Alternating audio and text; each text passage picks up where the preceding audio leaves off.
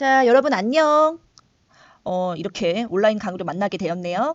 자, 오늘 여러분 공부하실 작품은요, 도시와 유령입니다. 사실 도시하고 유령은 잘 안 어울려요. 도시 상당히 세련된 느낌이잖아요. 근데 유령 하면 뭔가 미신적이고, 우리가 유령은 어디에서 나온다고 흔히 생각해요? 뭐 아주 깊은 산속에 무덤이 있고, 그 무덤에서 유령이 나타나고, 그러니까 좀 미신적이고, 좀 뭐 무당도 옆에 있을 것 같고, 어울리지 않는 건데 어떻게 이렇게 도시와 유령이라는 안 어울리는 것이 이렇게 이제 만나게 되었을까? 이런 문제의식을 가지면서 여러분이 이 작품 시작하시면 될 것 같아요. 자, 우선 첫 번째 도시입니다. 도시는 근대화된 공간이에요. 그렇게 생각하시면 돼요. 근데 좀 뒤에 나오겠지만 사실 여기서는 일제에 의해서, 근데 배경이 일제강점기거든요. 일제에 의해서 주도된 그런 근대화에 대해서 상당히 비판적 인식을 갖고 있어요. 두 번째 유령입니다. 유령은 비문명이에요. 선생님이 이제 뭐라고 적어놨냐면 근대화 시대에 적응하지 못하는 사람들이라고 적어놨어요. 여러분 적응하지 못하는 이런 개념보다는 사실은 좀 문학적 용어인데요. 소외라고 좀 적어볼게요. 소외. 소외라는 개념을 좀 알아두세요. 자, 그럼 세 번째 1인칭 관찰자 시점입니다. 사실 여기서 이제 1인칭 나가 나와요. 1인칭 나가. 이 1인칭 나도 떠돌아다니면서 뜨내기 노동자인데요. 일꾼이에요. 이 뜨내기 노동자인 서술자 나가 이제 거지 모자를 보고 그 이제 얘기를 하는 그런 소설이기 때문에 선생님은 1인칭 관찰자라고 생각해요. 근데 수능에서는 어떻게 나와요? 1인칭 관찰자? 이런 용어로 직접적으로 나오는 경우는 거의 없어요. 이제 작품 속에 나가 어쩌고저쩌고 시작을 하겠죠. 그래서 사실 뭐 관찰자인지 주인공인지는 중요하지 않지만 선생님은 관찰자로 보기로 하겠습니다. 자, 그다음 네 번째는 불량배와 기생년이에요. 좀 비속어죠. 여기서 이제 불량배와 기생년이 상당히 좀 용어도 좀 비판적인 인식이 나오지 않아요? 이 서술자가 이 불량배와 기생에 대해서 좀 안 좋아하는 것 같지 않아요? 이렇게 생각을 하시면 될 것 같습니다. 자, 그러면 두 번째 줄거리를 볼게요. 선생님이 줄거리를 상당히 러프하게 적어놨는데, 그러니까 좀 이제 막 적었다는 얘기예요. 왜 막 적었냐면 이래야지 기억이 나요. 여러분 EBS 공부를 하실 때는요, 문제보다는 작품 자체에 좀 집중을 하셔야 돼요. 왜냐하면 우리 EBS에 나와 있는 그런 부분이 여러분 꼭 나오는 게 아니에요. 수능에서는 사실은 항상 거의 뭐 항상이라고 말하면 좀 아니지만 대부분 좀 항상이라고 하면은 좀 아니라고 얘기할 수도 있기 때문에 대부분 EBS 장면 말고 다른 장면에서 나오는 경우가 상당히 많아요. 왜냐하면 선생님이 이제 보면은 사실은 그 장면에서 나올 수 있는 문제는 한정되어 있잖아요. 그런데 이미 EBS에서 그 문제를 사용을 했기 때문에 적었기 때문에 출제를 했기 때문에 그 EBS 출제 장면 말고 다른 장면에서 나오는 경우가 많기 때문에 전체 줄거리를 알고 계셔야 돼요. 그래서 이제 서술자 나가 동묘에 갔어요. 그러다가 이제 자려고 간 거죠. 도깨비 불을 발견해요. 깜짝 놀라서 도망갑니다. 다음날 갔어요. 도깨비가 있으면 내가 한번 때려줄 거야. 이런 마음으로 갔어요. 갔더니 거지 모자였어요. 엄마랑 아들이랑. 살펴보니까 엄마 거지라고 하면 좀 표현이 좀 그런데 이제 거지 모자 중에 엄마가 다리가 잘려 있었어요. 들어보니까 교통사고로 인해서 사고를 당했다는 거예요. 그러면서 내 머리를 스치는 장면이었어요.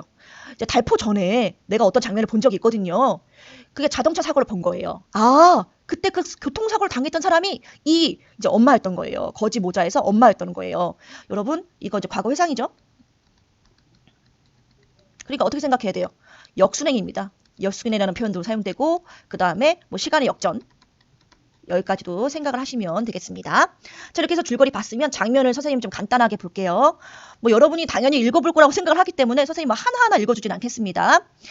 줄거리 보기 전에 EBS 문제를 선생님이 다 풀어줄 수는 없어요. 여러분이 EBS도 참고를 하시고요. EBS 강의 참 좋잖아요. EBS도 참고를 하시고, 그리고 이제 문제도 여러분이 확인을 하셔야 돼요.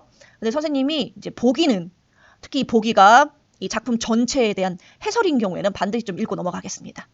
이 작품은 식민지 조선인이 근대적 문물과 제도를 향유하기는커녕, 그러니까 향유를 못했다는 얘기예요. 그에 의해서 치명적인 피해만 당했다는 얘기죠.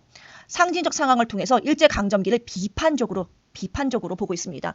왜냐하면 일제강점기가 뭐 근대화가 됐다고는 하지만 사실은 우리 식민지 조선인들을 너무 힘들게 했다는 얘기예요.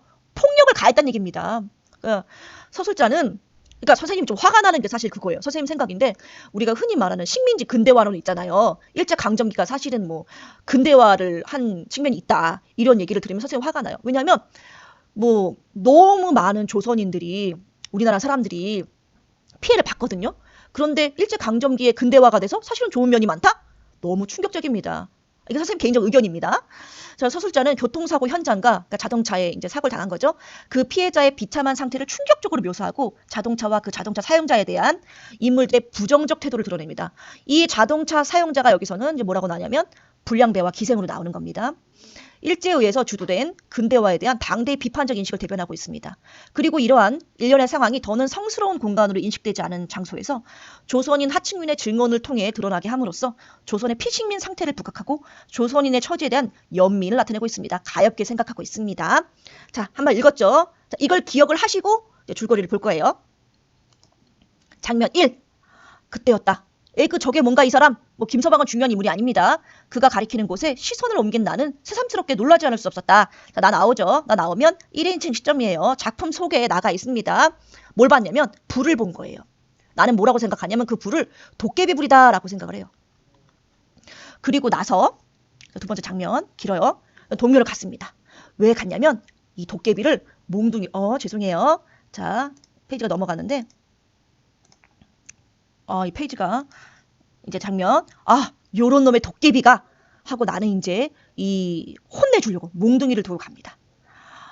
갔는데 이게 처음에 밑집강이 광대 새끼처럼 봤는데 또 봤더니 두 모자에 거진 거예요. 거지 모자인 거예요. 그러니까 내가 그 거지 모자를 사실 어제는 뭘 했던 거예요? 오해를 했던 거죠.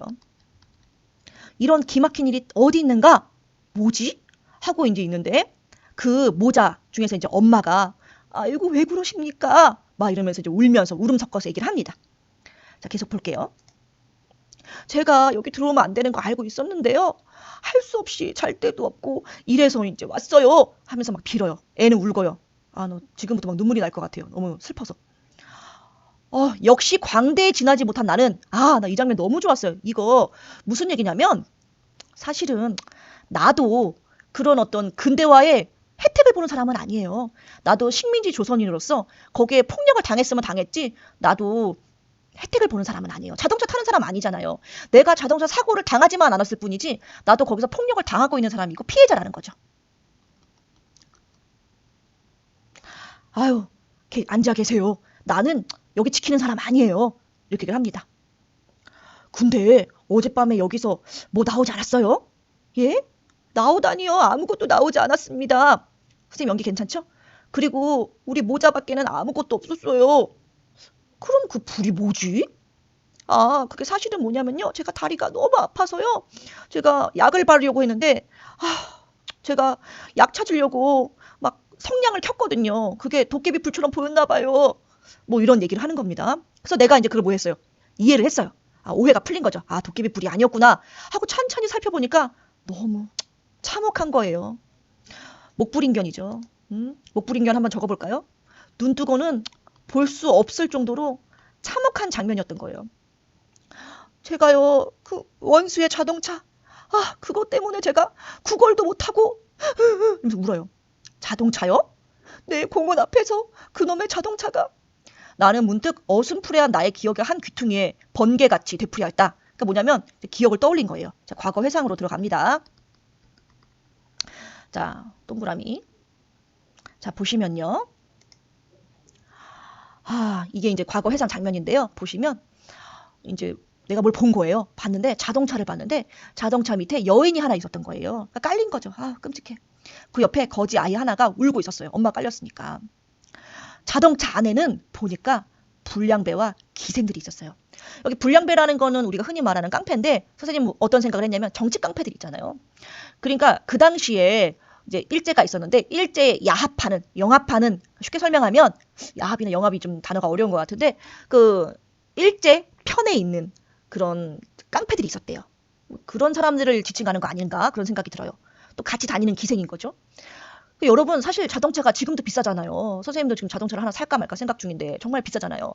그런데 그 당시에 자동차가 얼마나 비쌌겠냐고요. 근데 그런 자동차를 타고 다니잖아요. 그러는 이제 어떤 자동차 하면 여기서 이제 근대화 문명의 상징인데 그걸 타고 다니는 사람들인데 그 타고 다니는 사람을 나는 불량배와 기생이라고 이제 얘기를 하는 거죠. 당연히 이제 비판적 인식인 거죠. 자동차를 타니까 신이 나서 사람을 치네. 근대화가 되면 뭐해? 사람을 치는데 상당히 폭력적이죠.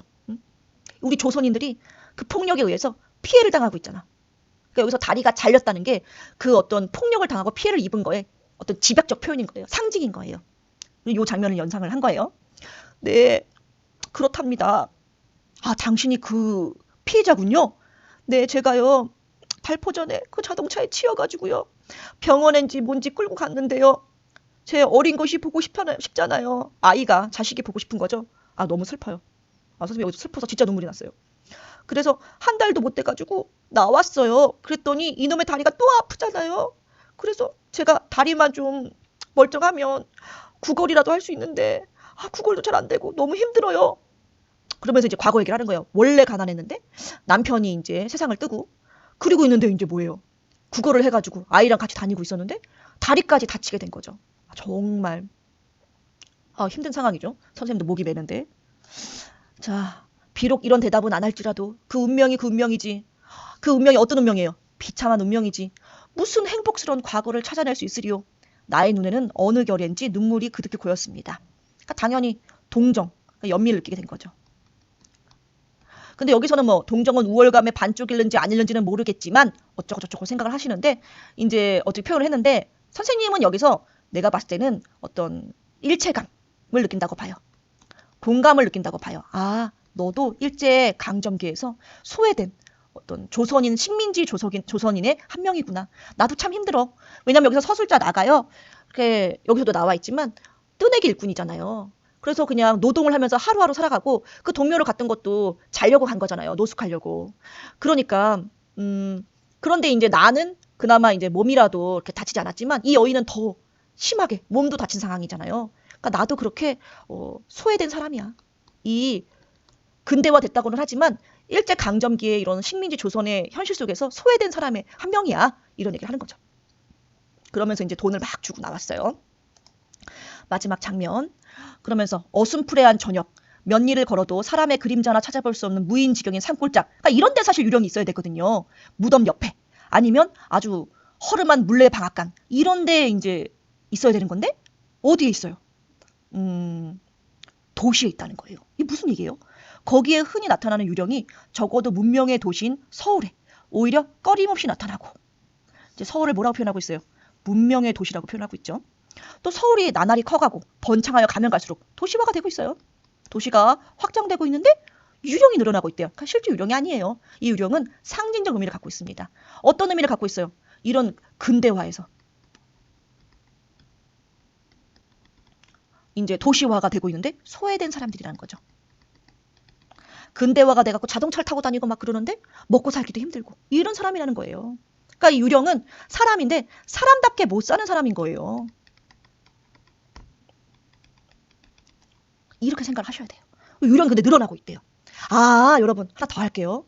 그러면 아까 그 거지 모자는요. 그냥 우리가 한 개체라고 보면 안 돼요. 한 사람이라고 보면 안 되고 이런 걸 우리가 전형적 인물이라고 하는데 그 시대에 어떤 계급을 대표하고 있는 인물입니다. 쉽게 설명하면 그런 거지 모자처럼 못 먹고 못 사는 식민지 조선인들이 상당히 많았다는 거예요. 그런 이제 생각을 하시면 됩니다. 그런데 그 상황 속에서 어떻게 생각을 하냐면 이런 비논리적 유령은 있으면 안 된다. 왜 자꾸 이런 유령이 늘어나고 있냐. 그러면 어떻게 하면 유령을 늘어나지 못하게 하고 아니 생기지 못하게 할 것인가. 현명한 독자요. 독자의 이제 참여를 촉구하고 있는데 이게 이제 경향문학의 특징이에요. 동반자 문학이라고 하는데 사회주의적인 생각이 좀 담겨 있습니다. 무엇을 주장하는가? 이 중하고도 큰 문제는 독자의 자각과 지혜와 힘을 기다리고 있지 않은가라고 되어 있습니다. 자, 이렇게 해서요. 다시 이제 첫 번째 페이지로 넘어갈게요. 우리 첫 번째 페이지가 선생님이 도시와 유령 이제 공부를 했습니다. 선생님이 중요한 포인트를 한 4가지 정도 찝어봤었는데 이제 우리가 공부를 다 하고 나니까 선생님 왜 4개를 꼽았는지 알겠죠? 자, 여러분이 공부 꼭 하시고요. 이제 좀 복습을 꼭 하시고 과제에 대답을 하시기 바랍니다. 자, 오늘 수업은 이걸로 끝입니다. 우리가 2차 시에서 만나도록 하겠습니다. 안녕!